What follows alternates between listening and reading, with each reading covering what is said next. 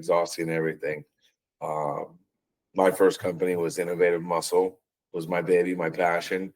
And I created a formula back in 2015 to help people in situations that I was in. Because when I was 18 years old, I was diagnosed with a rare disease called retroperitoneal fibrosis. They said, "Hey, Steven, needle guided biopsy," and came back and said, "Hey, we're really happy because if it was cancer, you'd die." And then the next day they called me and said, "Hey, it probably is cancer. We were wrong." So then next thing you know, it's You said that you saved your life with supplementation and you saved your life with God. Go into detail on both of those things. yeah.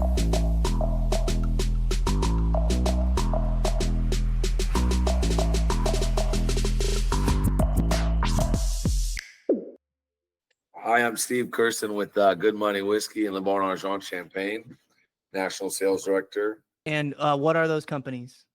So Good Money is it's Good Money LLC. Arjon just means good money in French. So we are a whiskey, and so this is the whiskey. It's a whiskey and champagne company. As you can see, champagne back here, and a little in the glass for brunch. It is Friday. So, but yeah, so we produce a high-end luxury without limits brand, which is partners with Floyd Mayweather, and my cousin was actually the co-founder.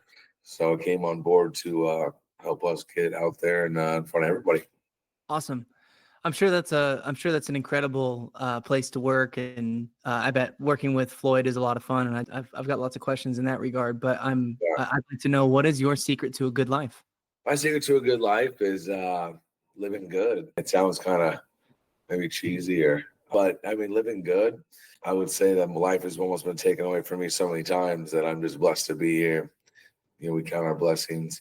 I would say that choosing to do what you want to do instead of doing what you need to do, but doing whatever it takes, regardless. So find balance. But yeah, I would say just living a good life, cooking a good meal, having love and laughter, and not having to worry about all the other little things in life, such as where my next dollar is going to come from, and getting to that point to where you can not stress as much, but let your worries be something that carries you to the next level and success instead of demise. Have you ever hit demise? Have you ever completely failed? Yeah, of course. I mean, and I wouldn't call it failure. I would say is just choosing, exhausting all options and benefits, right? Exhausting everything. My first company was Innovative Muscle, was my baby, my passion. And I created a formula back in 2015 to help people in situations that I was in. Because when I was 18 years old, I was diagnosed with a rare disease called retroperitoneal fibrosis. They said, "Hey, Steven, you're going to die." And really, doctors can't say that. But what happened was they did a needle guided biopsy and came back and said, "Hey, we're really happy because if it was cancer, you'd die." And then the next day they called me and said, "Hey, it probably is cancer. We were wrong." So then next thing you know, it's over this course of 2-3 years going through all that, and 4 major surgeries. I'm missing my left adrenal gland, my kidney on my left side, lymph node in my neck. But at the same time, I hit my first PR 315 on the bench when I was on chemo, because I was so into supplementation, and I learned, and I just took that time in the hospital to learn about how to heal my body through God and through supplementation.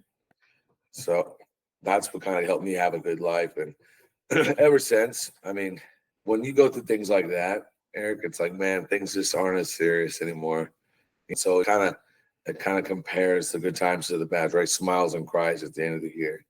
And so I'm pretty sure I'll never have as bad a time as I had back then, ever again. Hey, don't get too cozy. Yeah. I think that sometimes it was just the tip of life penetrating you from behind, and you got the rest of it coming down the pipe. Me and my wife, we look at each other sometimes. Choice words. we go, man, things are suspiciously good right now. Yeah. I wonder when it's going to happen. But if you're looking for bad, it's ultimately going to find you. But I'm curious. Manifest destiny. You said that you saved your life with supplementation and you saved your life with God. Go into detail on both of those things. So, wow, I didn't really. So put it out there. The mind is a powerful thing. When it comes to the God part, You know, I've always was raised Christian, raised Catholic, raised in the church, off and on here and there. You're a good Catholic going on holidays. But I went to church one time, to a Pentecostal church. One of my relatives had actually transferred over to that. But long story short, we'll go there, and I'm there, and I got this issue. You know, I'm in between surgeries now. Now I can't walk on my left leg for 9 months. I got a mass in my sacrum, compressing my L5, and my left leg has been dragging for 9 months. So now I'm on all these different drugs, and I'm there, and we always ask for things. We always pray to God, and we ask, "Hey, God, please protect so and so. Please give me this. Please help me." Asking. But the preacher up there one day, he said, and this was a guy who was just a traveling preacher, came by, and he said, you know, quit asking and accept the gifts. So the thing is we don't really know how. Yeah, we don't really know. Like we can't tell. We can't define when God actually gives you that gift that you're asking for. We don't know. It could be like, hey, God, give me $1 million, but really it's hidden behind the tree where He already gave it to you. You just got to find it, or you know what I mean, or let's come in a week. So what you have to do is mentally you accept it, and if you believe in it, then it comes to fruition. You know, so basically I was like, God, thank you for healing me. And then I started trying to run and walk and do all these things. And I quit the chemo and I quit everything. And now I can, run 5 miles straight. I can do whatever I want to do. How long ago was this? This was, that time was 14 years ago. So you heard this pastor 14 years ago talking about your body and your mind and your spirit's ability to believe in something and make it into a reality.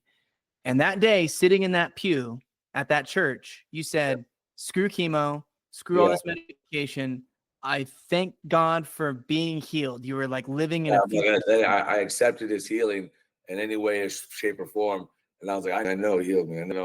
And so, of course, keep in mind, my doctors were like, hey, can you prove it? Can you do an X? Can you do a CT to give us some kind of verification? And I was like, all right.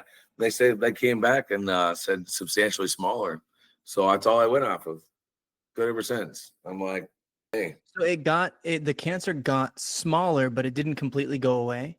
The mass. This was the mass. Yeah. After that, I had cancer in my kidney. That was separate. That was years later. But I'm talking about things that actually took away from my ability to, my mobility, mental status, and but the mass got substantially smaller, and I went about my business.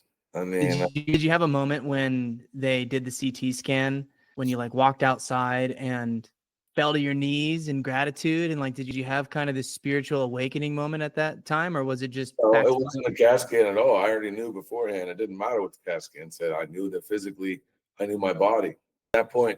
At that point, dealing with that for at that point probably 5 years. You get to know your body. And I was like, hey, I feel a difference. I don't need to, but I will. I will out of respect because you guys have done so much to save my life with the medicines and surgeries, I would say mostly. But a lot of those medicines destroy your life. I mean, your blood cell count, your white blood cell count, your red blood cell count, everything, nothing is ever the same after you've done chemo for so many times. And, I never had to do radiation, thank God, so I still have some hair. Get a little receded, though. That's happens to all of us. But, yeah, these are things that I just kind of have that confidence that, God has a plan. God has a plan for me. And so I stick with that and manifest a good future and a good life. You mentioned supplementation. Get specific. Basically, so I created a formula called Be OK Explosive, and the key ingredient was basically D-aspartic acid, which double-blind study tested and proved to increase your free-form testosterone by 40% if taken daily by 3,120 milligrams. So we put that in there. Then you have estrogen blocker like DIM.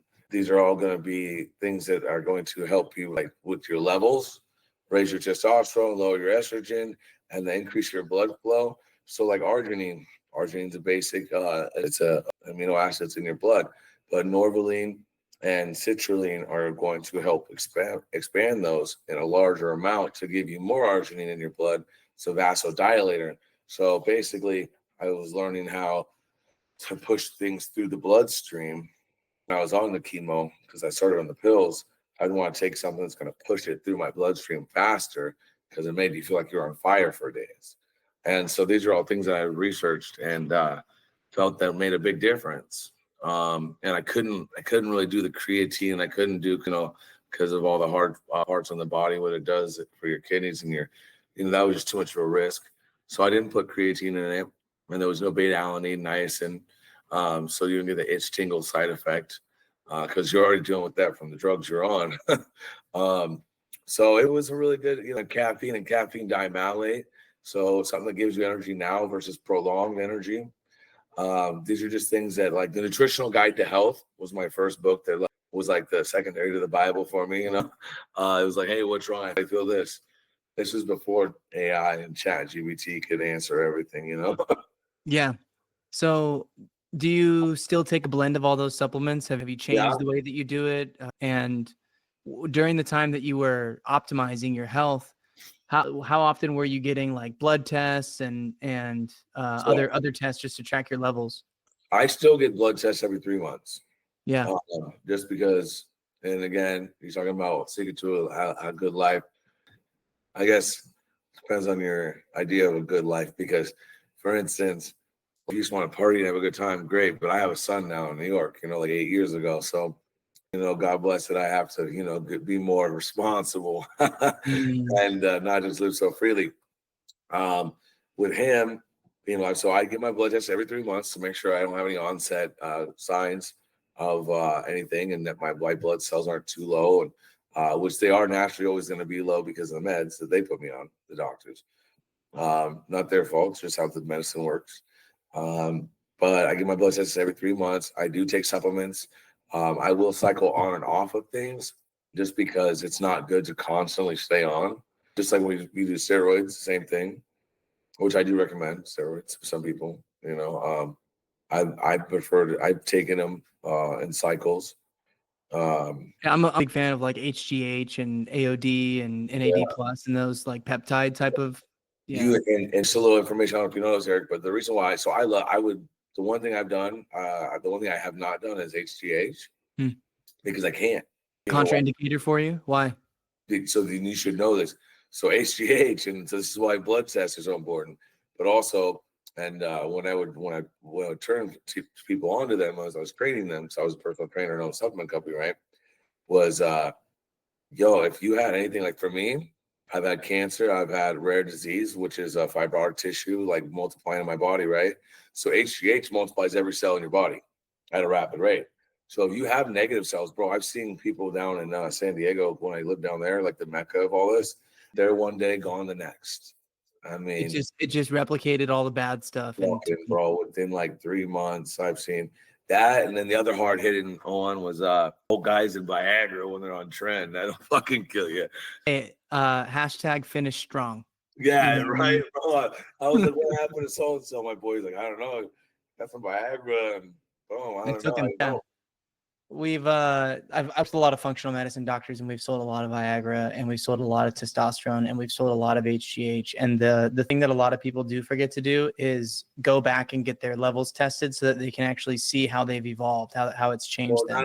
Not only that, but see, that's probably getting the results. So like, I don't need to get my blood test because I already feel the difference, right? Be on it long enough, it will work against you. Yeah. Like I was on one time, pretty decent doses, not that much, like 500 milligrams a week a test, and then trend like 300 mil a week. I get tested. I was on it for too long, you get that feeling, you get to ride that wave, and you're going. And I was on for like 9 months, and it was like, I go get my tests, my was tested, and they're like nothing. And it was because it was probably in between a day. So as I'm saying, if you're staggering like this, you're not really going to get your same elevate. You're not going to get the same results on your body. One last question for you. If, let's say you could travel back in time to an age that you were really vulnerable. Maybe it's when you're going through cancer 14 years ago. Maybe it was when you're younger, 10, 6 years old, something like that. If you could travel back and you could write a little piece of advice on a fortune cookie sized piece of paper and secretly slip it into your own pocket, what would you write on that piece of paper and why? Oh, that's a tough one. And what age would you do it? Would you give yourself that? I would probably give it to myself at around 15, because from 15 to 18, I got mixed up with kind of a wrong crowd. But at 17, I'd probably give it to myself at 17, and I'd say run, because I got jumped by a bunch of dudes, but I still stood my ground. I'd have been like, hey, it's like nothing matters. I'd say, like, give less fucks. Like, a lot of the stuff that you thought was important back then, it's not important, you know. And the good things are yet to come, you know.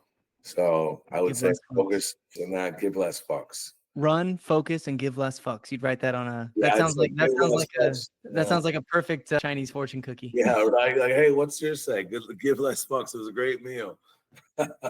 Steven, where can everyone find you? You can find me on LinkedIn or email me at steve@goodmoney.world. We're out there. We're going to launch a lot of new states, and very exciting time. Thanks for coming on the show.